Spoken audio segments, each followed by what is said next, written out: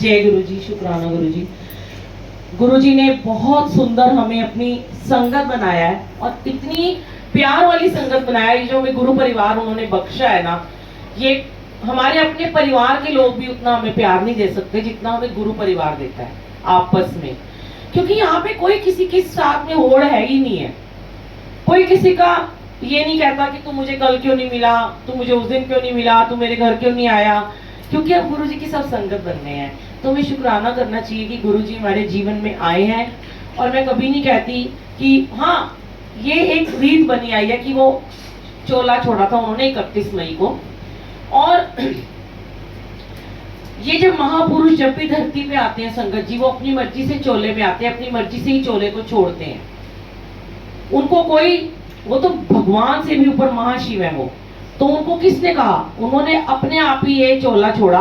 जब समय आया, जब उनको लगा कि भाई मैंने अब दुनिया में और भी कल्याण करना है। क्योंकि इसका एक बहुत बड़ा कारण था जो बहुत कम लोगों को पता है कि जब गुरुजी चोले में थे तो गुरुजी को कोई भी ना उनको भगवान रब नहीं मानता था।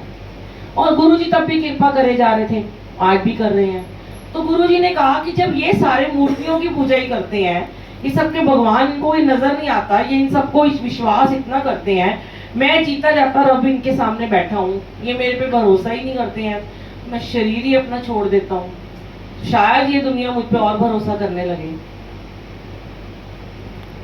ये बात गुरुजी ने कभी शेयर नहीं की, पर जब हम सत्संग शेयर करते हैं कभी ना कभी गुरुजी ने थॉट में डाली होगी, तभी आज कहलवा रहे हैं ना ये बात। तो ये सच था। और जैसे ही गुरुजी ने चोला छोड़ा, संगत एकदम बढ़नी शुरू हो गई। क्योंकि जब जीते जी लोगों को उस समय उस जमाने में ये लगता था सारे गुरु बन गए हैं और हमारा नाजायज फायदा उठा रहे हैं। पर इन्हीं सारे गुरुओं में, इन्हीं सारे लोगों में एक गुरु ऐसे आए जिनकी पॉकेट ही नहीं होती थी कुर्ते में अपनी, वो अपनी कभी पॉकेट ही नहीं लगवाते थे।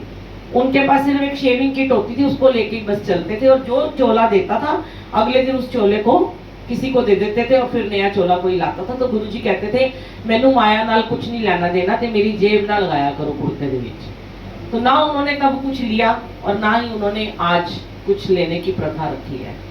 तो शुक्राना गुरुजी